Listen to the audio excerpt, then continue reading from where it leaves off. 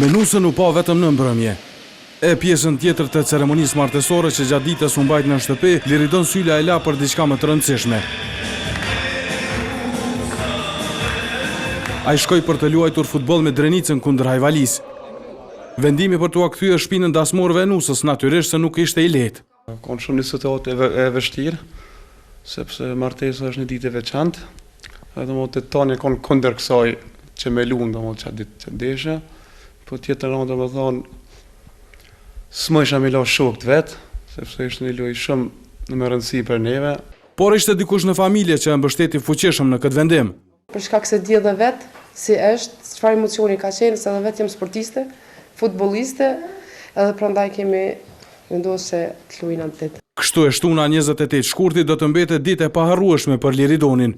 Ja ka vlerë shumë sepse edhe kemi fituar, domethënë edhe kisha mas ditë martesë. Por ky po del të mos jetë futbollisti vetëm i Drenicës me kësi historie. Një përjetim të tillë po del ta ketë provuar edhe vetë trajneri aktual Tahir Lushtaku. Bile ky 11 vjet më parë ishte protagonist kundër Trepçës, por jo në fitore.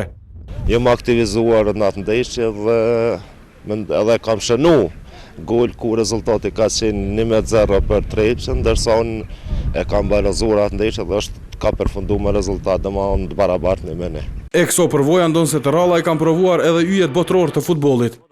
Martesën dhe ndeshjen në një ditë i përjetoi edhe Diego Armando Maradona.